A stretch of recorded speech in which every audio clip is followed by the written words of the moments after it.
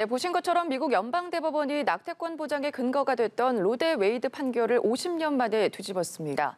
대법원의 낙태권 폐지 결정으로 미국 내에서는 찬반 여론이 극명하게 갈리고 있는데요. 미국의 이런 움직임이 국내에는 어떤 영향을 미칠지 이 부분에도 관심이 쏠리고 있습니다. 네, 성적 권리와 재생산 정의를 위한 센터 쉐어의 나영 대표 그리고 박주희 변호사와 관련 내용들 짚어보겠습니다. 두 분 어서 오십시오. 안녕하세요. 네, 미국이 지금 이 문제로 굉장히 뜨겁습니다. 로데 웨이드 판결을 폐기하겠다고 하면서 지금 논란이 거세는데요. 우선 판결 내용을 좀 짚어주실까요? 네, 이 로데 웨이드라는 판결은 73년도에 있었던 판결입니다. 70년대 초까지는요, 미국에 있는 대부분의 주에서는 이 낙태를 금지하고 있었습니다. 그러다가 이제 텍사스 주에 살고 있는 맥코비라는 여성이 낙태를 수술 요청을 했는데 거부당하자 낙태죄를 처벌하는 조항에 대해서 위헌을 이유로 해서 소송을 제기를 했습니다. 이 미국 연방 대법원에서는 이 낙태에 대해서는 태아가 자궁 밖에서도 살아남을 수 있는 출산 전 3개월까지는 어떤 이유에서라도 낙태를 할 수 있다. 그리고 낙태를 할 수 있는 권리가 헌법상 이 사회생활의 보호에 해당이 된다라고 해서 이 낙태죄를 처벌하는 조항이 위헌이라고 판결을 했습니다. 네. 그리고 이 판결을 기초로 해서 연방에 있는 법률이라든지 각 주에 있는 이 낙태죄를 처벌하는 조항들이 다 폐지가 되었는데요. 그런데 이제 그제 이 로데 웨이드 판결을 뒤집어서 이 낙태를 할 수 있는 권리가 헌법상의 권리가 아니다 이렇게 판단을 했습니다. 그래서 결국에는 낙태죄에 대해서 처벌을 할지 안 할지는 이 각 주에 대해서 각 주의 입법자의 의지에 남아 있는 상태입니다.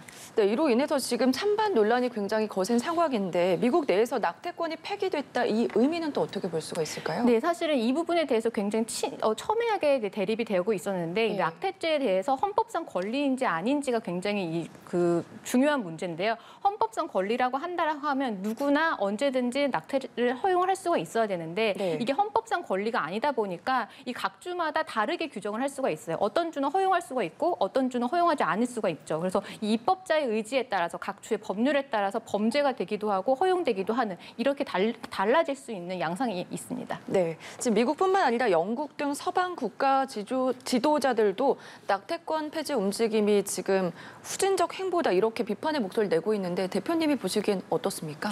네, 확실히 이번 미국 연방대법원의 결정은 세계적 추세에 있어서도 크게 후퇴한 것으로 보입니다.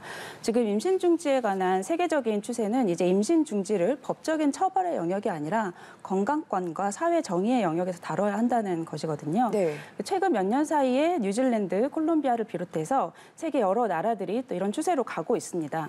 올해 세계 산부인과 학회와 세계 보건기구에서도 각국의 임신 중지에 대한 모든 처벌 조항을 없애고 완전한 비범죄화를 하라고 강력하게 권고하는 성명서와 가이드를 낸 바 있습니다.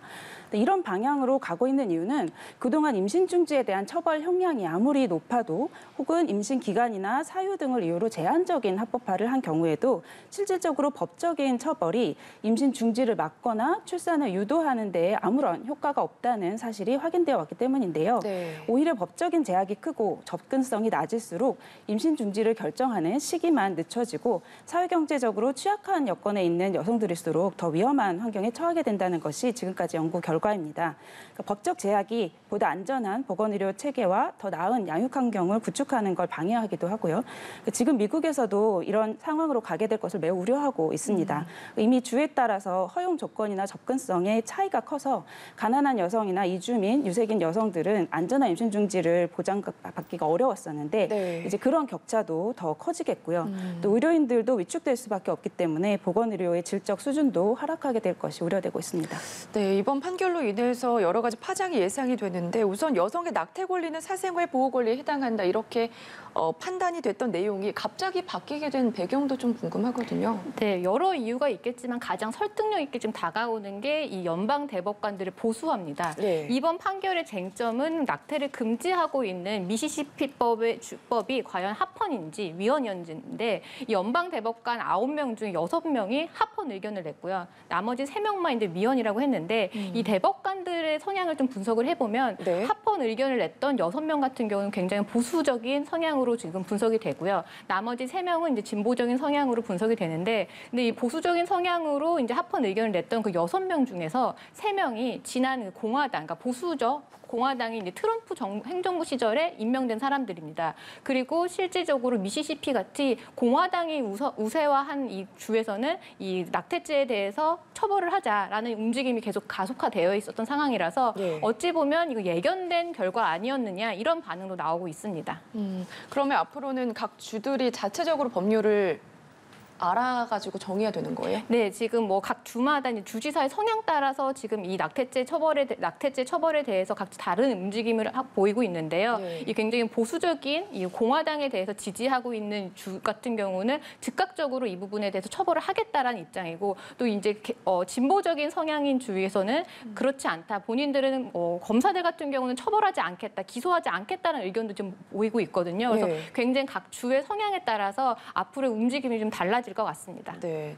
이 내용으로 우리나라 역시 다시 한번 낙태죄 문제에 대해서 마주하게 되었는데 우리나라는 2019년에 헌법재판소가 낙태죄 헌법 불합치 결정을 냈잖아요. 미국의 판례랑은 어떻게 다르다고 볼 수 있을까요?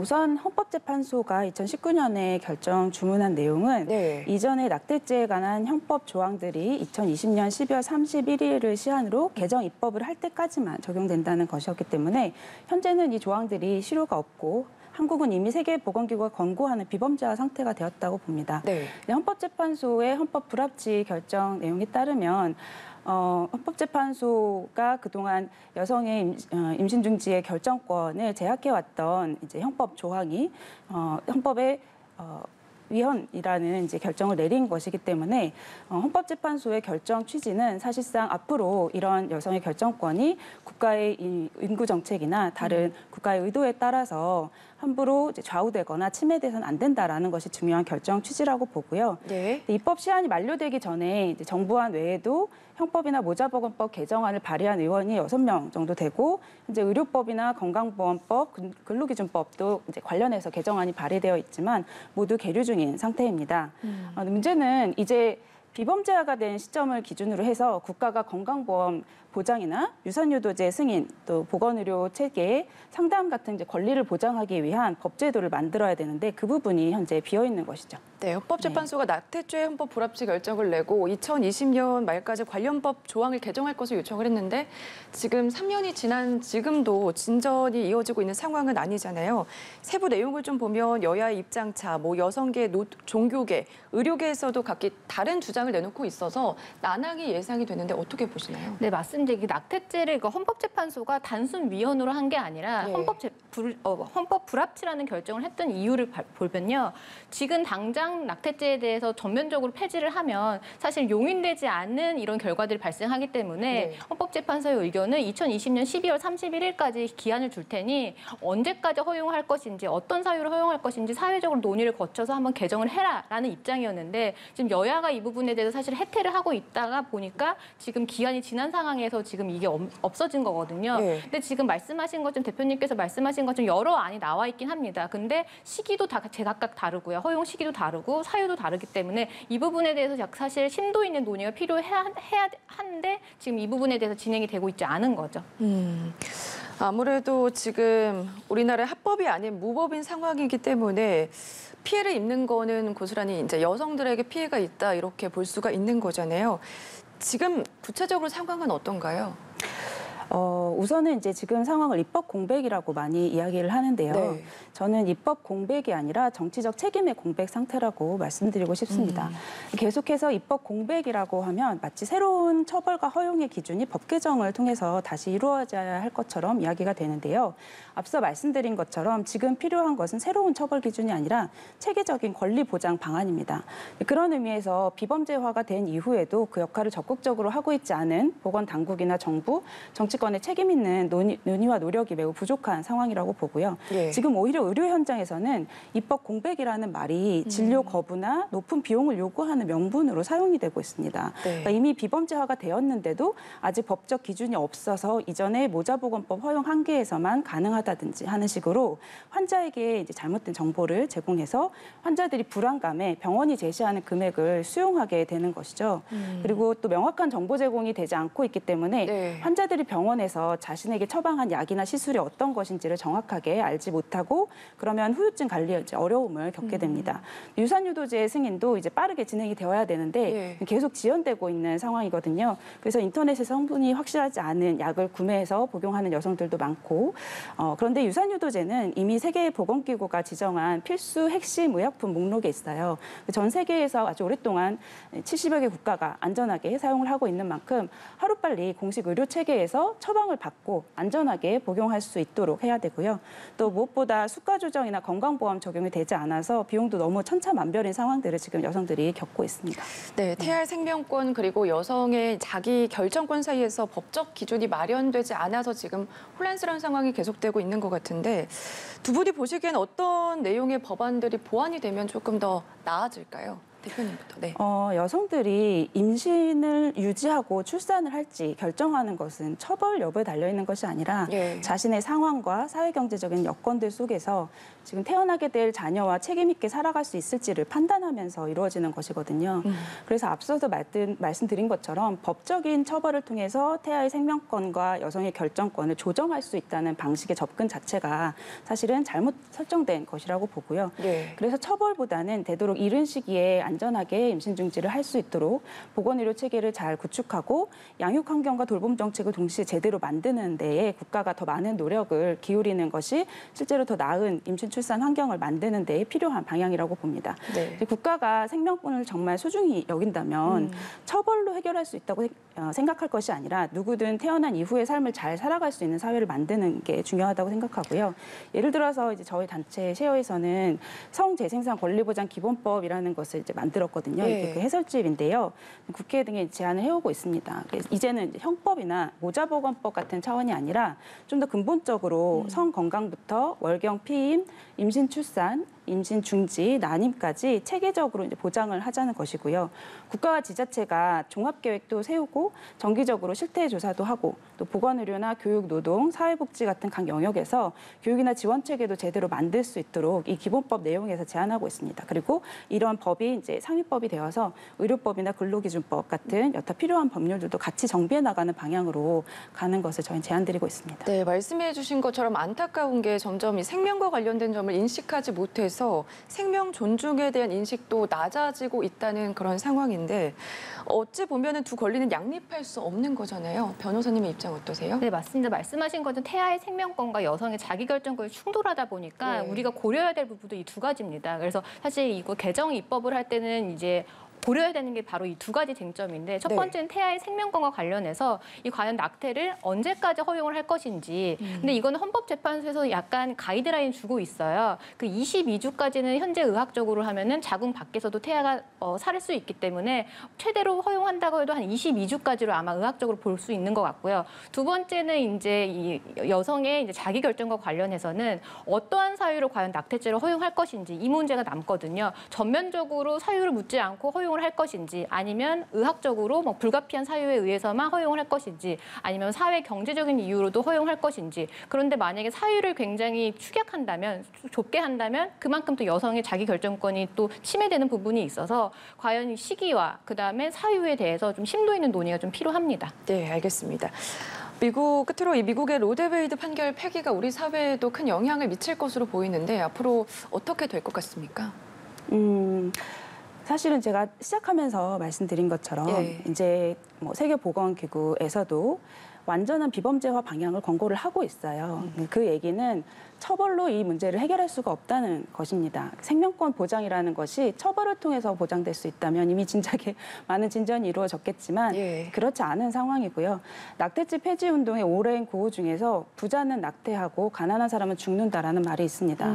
이 말이 의미하는 바가 굉장히 의미심장한데요. 현재 미국에서도 연방대법원은 최악의 결정을 내렸지만 여론은 임신 중지 권리를 안전하게 보장하는 것이 중요하다라는 의견이 더 많고 실제 집회도 계속 이어지고 있고 임신 임신중지를 지원하는 기금에 모금도 엄청 많이 되고 있다고 합니다. 지난 26일에는 검사들도 이제 부정의한 대법원의 판결에 반대해서 처벌을 하지 않겠다는 공동 성명을 발표하기도 했습니다. 시작할 때 말씀드린 것처럼 이미 비범죄화 방향으로 가는 것이고 한국의 낙태죄 폐지 운동은 로데웨이드 판결의 한계를 넘어서서 임신중지 결정에 영향을 미치는 사회 불평등의 문제를 바꾸자는 방향으로 확장돼 왔습니다. 미국의 상황이 심각한 것은 맞지만 미국의 법이 기준이 될 필요도 없고요. 또 한국은 이미 비범죄화를 이룬 만큼 더 진전된 방향으로 오히려 국제사회의 방향을 좀 더 추동해 갈 수 있는 방향으로 권리 보장과 의료 체계를 잘 만들고 불평등을 해소해 나가는 모델을 만들면 좋겠습니다. 변호사님이 보기에는 어떻게 이끌어가면 조금 더 나아질까요? 사실 좀 반복해서 말씀드린 부분이지만 국회 의무 방기가 굉장히 안타까운 거거든요.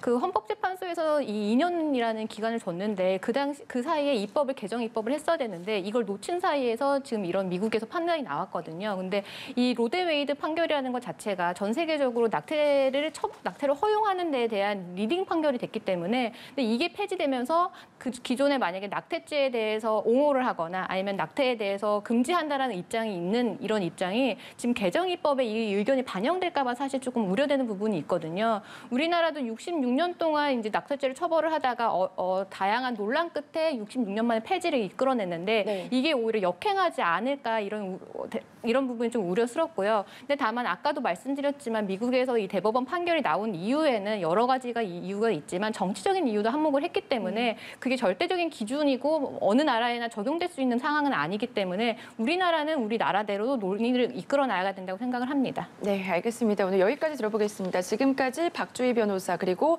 센터 쉐어의 나영 대표와 이야기 나눠봤습니다. 고맙습니다. 감사합니다.